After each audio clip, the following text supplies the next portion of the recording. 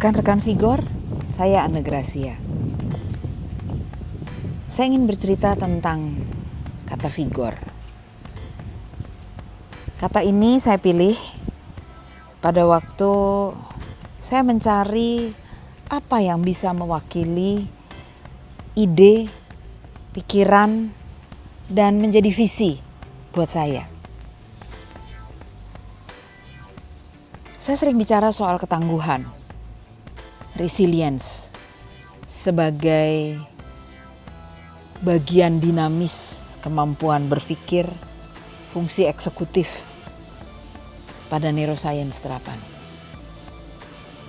Tapi kata ketangguhan dan kata resilience banyak juga dipakai dalam banyak tulisan. Cuma rasanya malah belum menggigit, belum menjadi sesuatu yang bisa membentuk identitas. Dan saya menemukan thesaurus untuk resilience pada kata vigor. Saya tertarik. Vigorously mind. Pikiran yang kokoh, kuat, tangguh, gigih. Wah, itu cocok. Vigorously healthy. Stamina yang fit, penuh vitalitas. Bagus ya? Untuk menjadi sebuah target, untuk menjadi sebuah harap, itu mewakili. Sungguh mewakili proses berpikir semenjak kita lebih mendalami neuroscience. Vigor menceritakan perjalanan saya yang jatuh bangun, baik dari kesehatan, dari interaksi, dari relasi. Vigor menceritakan kemampuan untuk bangkit kembali, berdiri lagi. Vigor memberikan identitas bagi sebuah upaya yang tidak menyerah. Karena umur bukan milik kita. Rezeki juga bukan milik kita. Itu semua adalah hak dan penetapan dari pencipta. Maka rekan-rekan, perjuangan adalah upaya kita. Semua karya, semua upaya, kalau saya sampai sudah mengulang 2 kali, saya berarti tidak menemukan lagi kosakata yang cukup untuk mewakili. Itu yang justru menjadi makna kita sebagai manusia. Untuk hidup, bukan untuk berhenti. Maka vigor adalah kata yang mewakili upaya perjuangan di dunia ini untuk mencapai satu titik. Titiknya apa? Vigor. Seperti apa titik vigor? Bangkit lagi. Tangguh. Berusaha lagi. Berjuang lagi. Lo gak berhenti dong? No. Emang gak berhenti. Vigor tidak akan pernah berhenti. Maka selain saya memilih kata vigor, saya juga memilih tagline Your Life Companion. Vigor mau menjadi teman perjalanan perjuangan kehidupan ini. Apa ada program vigor yang baku?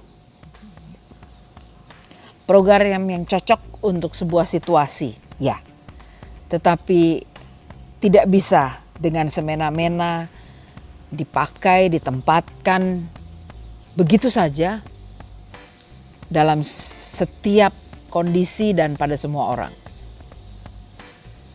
Kalau dipakai, dampaknya apa dong? Enggak. Karena dia adalah aktivitas yang dimanfaatkan untuk menemani perkembangan, maka lebih tepat kalau kita bilang jadi nggak ada perkembangan. atau ada perkembangan. Itu saja. Kalau ada perkembangan, ya ayo lanjutkan. Kalau tidak ada perkembangan, cari lagi mana yang cocok.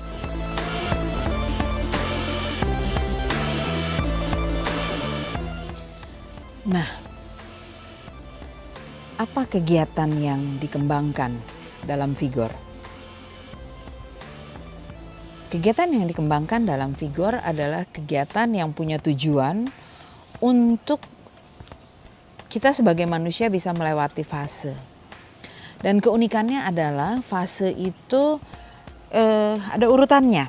1, 2, 3. Tapi yang kita tahu 1 itu dimulai di masa kanak-kanak. 2 dan kemudian 3. Yang menjadi unik adalah kita mungkin sudah sampai 2. Umur kita kan berarti bertambah ya. Tapi kemampuan ini bisa mundur ke fase 1 dengan umur kita yang sudah bertambah tadi. Kita bisa jadi sudah maju sampai fase 3. Cuman karena kesehatan, karena tumpukan stres yang tidak lagi sehat, sehingga kita mundur jadi fase 2 atau fase 1. Fasenya ada apa? Versi saya mencoba memahami kehidupan perjalananku sendiri ini dengan 3 fase. Fase pertama adalah fase transisi. Fase transisi pada saat saya harus belajar, memahami pembelajaran, dan pelajaran itu menjadi tambah besar. Pelajaran itu menjadi tambah kompleks. Tapi tetap di mata pelajaran itu. Misal, waktu SD ya nambah-nambah kemampuan matematikanya. Berlanjut, terus matematika itu berkembang ke arah yang lebih major menuju salah satu bidang studi, misalnya ke bidang teknik, maka muncullah fisika. Tapi matematika juga berkembang ke arah yang lebih ke ilmu hayat, biologi, maka dia menjadi kimia gitu ya. Nah, bahkan kemudian ada biokimia. Itu transisi itu buat saya berkembang terus. Selesai perkembangan itu terjadi, maka saya harus mulai memanfaatkan ilmu-ilmu itu. Saya mesti bisa lebih fleksibel mengerti ilmu yang sama dipahami oleh orang lain dalam dinamika persoalan yang berbeda, membuat kita masing-masing punya memori, persepsi yang beda, hasil bentukan dari ilmu yang sama di situasi yang berbeda. Lalu pada waktu kita bergabung, berjumpa, terjadilah proses transformasi. Di mana dalam proses transformasi kita sudah mulai harus memahami dinamika perbedaan. Karena formationnya yang berubah. Dan dalam membentuk sebuah formasi, kita berarti sedang menyusun sesuatu. Dan waktu kita menyusun, kita harus ada friksi yang mempertemukan perbedaan, yang mesti memunculkan adanya kompensasi atas perbedaan. Misalnya ada tonjolan ketemu dengan bagian yang lurus, maka ada 2, bagian yang lurusnya jadi membengkok atau tonjolan ini harus dikikis, baru kemudian dia bisa ketemu rapat. Ada kompensasi yang akan terjadi, harus ada yang beradaptasi. Kalau ini tidak terjadi, maka proses transformasi tidak terjadi. Kalau semua orang itu mau-maunya sendiri, proses transformasi itu tidak terjadi. Yang ada hanya transisi, yang satu berpindah ke yang lain dan selanjutnya bertambah besar, tapi dia tetap dia tidak joining, tidak bergabung dengan yang lain. Pada waktu kita mulai bergabung dan beradaptasi dan mengubah formasi, membentuk formasi, maka itulah proses transformasi terjadi. Kebanyakan di organisasi kita bicara transformasi. Kebanyakan di komunitas, di kemasyarakatan kita bicara sampai di transformasi. Namun bagi saya kemudian ada fase lain. Figur itu kembali kepada diri sendiri. Figur itu bukan lagi kelompok. Figur itu sendiri. Figur itu bentuk kita. Apa hasilnya kita setelah ikut dalam formasi? Apakah figur kita ini mengalami perubahan? Teman-teman, rekan-rekan figure semua, transfigure, perubahan bentuk, perubahan komposisi, itu adalah sebuah aksi. Bagaimana kita berubah namun tidak pernah kehilangan jati diri kita. Tidak pernah kehilangan pilihan hidup kita. Itu aksi transfigurasi. Atau kemudian saya buat dengan sebuah nama transfigure action, TFA.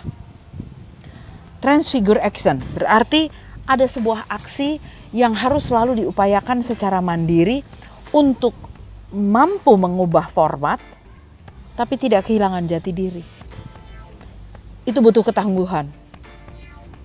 Kadang-kadang rasanya udah diremukkan dan kita hancur dalam formasi sebuah kelompok. Karena kita tidak bisa diterima kalau kita adalah bentuk bulat. Sementara dalam kelompok itu mayoritas segi empat. Walaupun mereka segi empatnya gak sama sisi semua. Ada yang panjang pendek, ada yang tapi semuanya segi empat. Ada yang bujur sangkar, ada yang persegi panjang. Dan ada yang persegi panjangnya itu pipih, ada yang persegi panjangnya itu tebal. Tapi mereka semua persegi empat. Kita bulat. Pada waktu itu pasti kita stres berat. Karena kita harus diubah. Dibentuk untuk masuk dalam formulasi sana. Teman-teman, apakah intinya kita berubah? Karena kita mau masuk ke dalam formasi itu.